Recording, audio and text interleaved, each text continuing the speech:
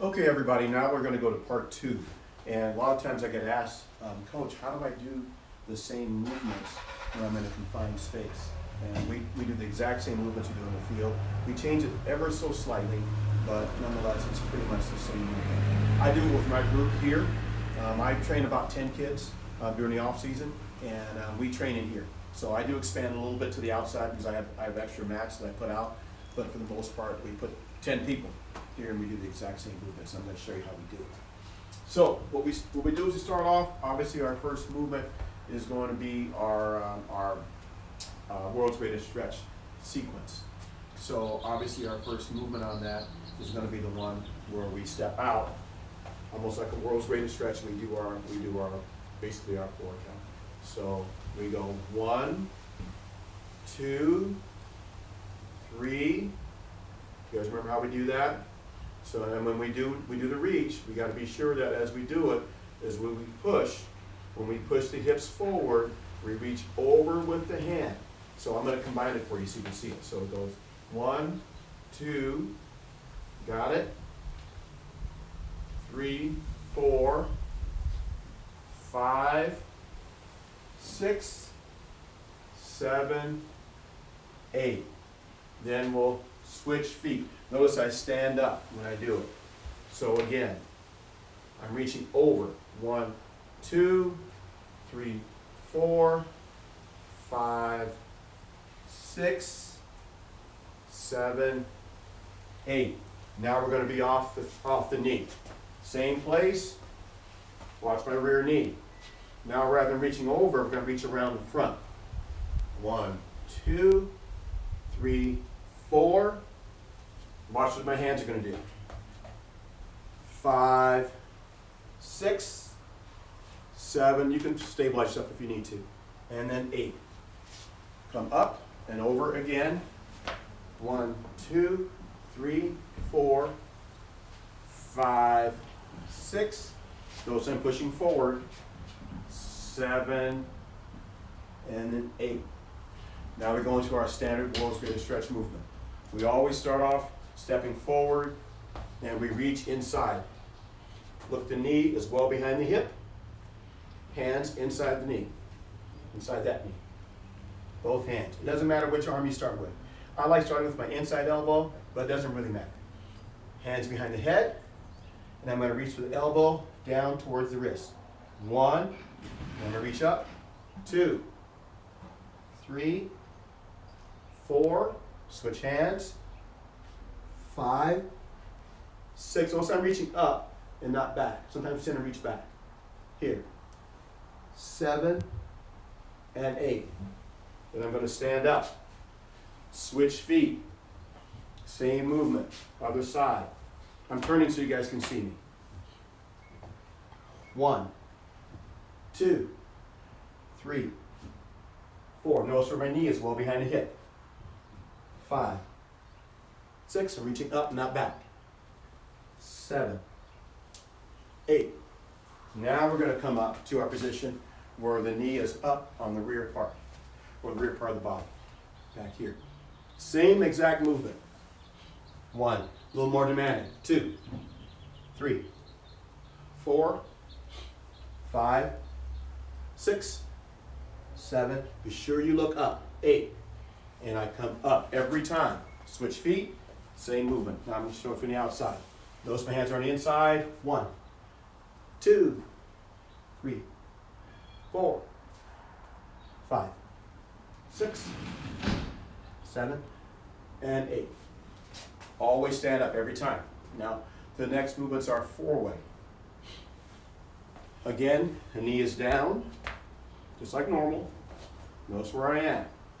Knee is behind, never in front of the hip. Always behind the hip. Toe is under.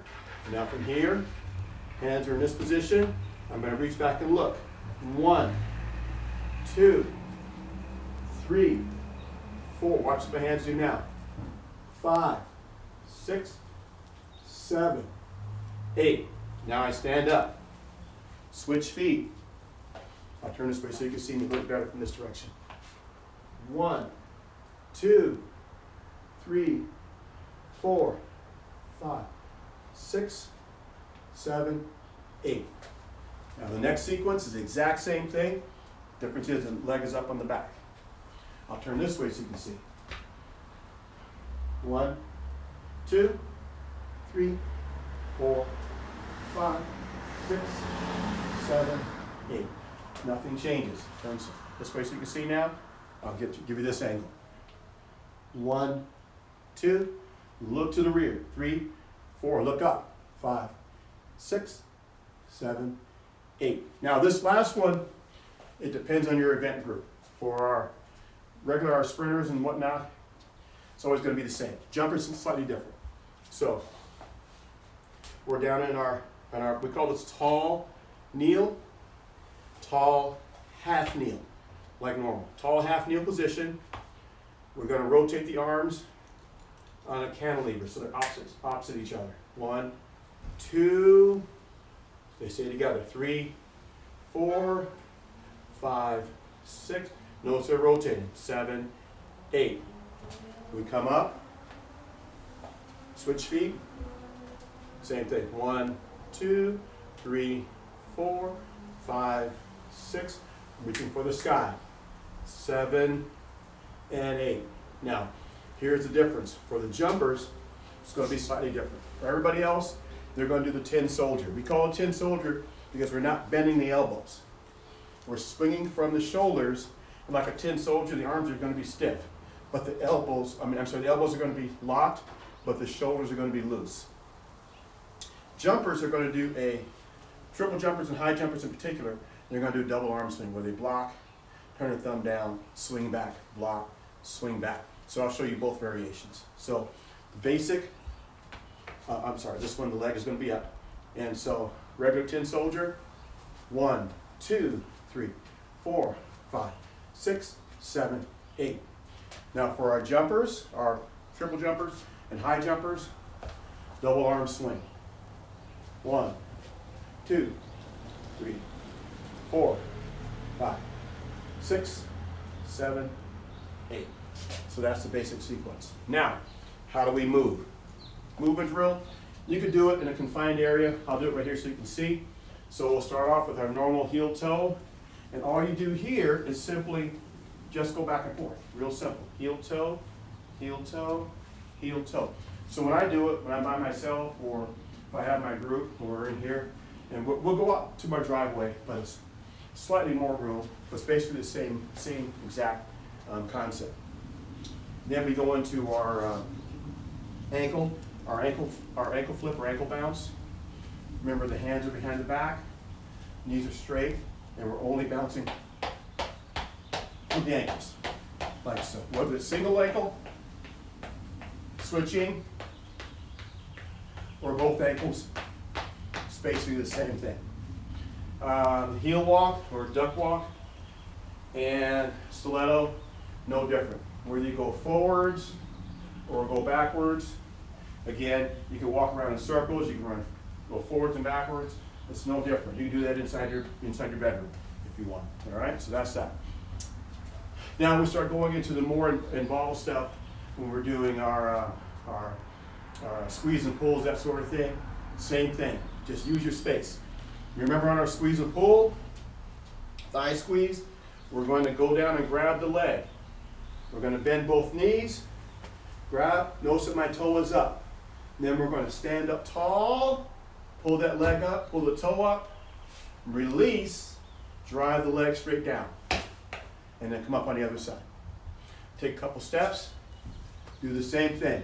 Bend down, come on up, get it, hold it, hit down. Give yourself some time. This is not designed to be a endurance exercise or anything like that. It's designed to be a skill and a movement or mobility exercise. So that's the first movement. Here, here, and up. The second variation is when we pull in and when we reach and we grab the leg. Same thing, we're going to almost like sit the leg on the other leg, come up, pull it up. This one we don't hold. We simply let it lower down again. From here, right on top, pull it up, and then lower. Our pull, our thigh pull, slightly different. basic thigh pull is to pull back and to reach up. And to swing through and pull and strike down and through, like that. That's the basic. Here, reach back and up, keep your balance best you can.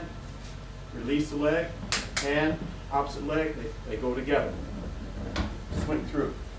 Now once you get that, and you can do that with good balance, now we can go to the more advanced variation, which incorporates a little bit of an RDL, remaining deadlift movement. So it's the same basic concept. We're here. Now watch what I'm going to do. I'm going to pull back, and I'm going to reach forward. A little bit more of a balance challenge. Now we're going to come up, same thing, and down and through. Again, here, arm is up, reach forward, pull back, try to keep your balance as much as you can, release, leg is straight, and strike through, all right? You can do that in a confined space as well. So, we've done the squeeze and pull, we've done the stilettos, we've done the heel walks, we've done the ankle flips, we've done the ankle bounces, we've done heel toe, we've done it already. And so the rest, all that's really remaining is just simply the skips, the playground skips. And of course, now we get into our A and our B skips. Our A and our B skips are going to be important that we remember on our A skips and B skips.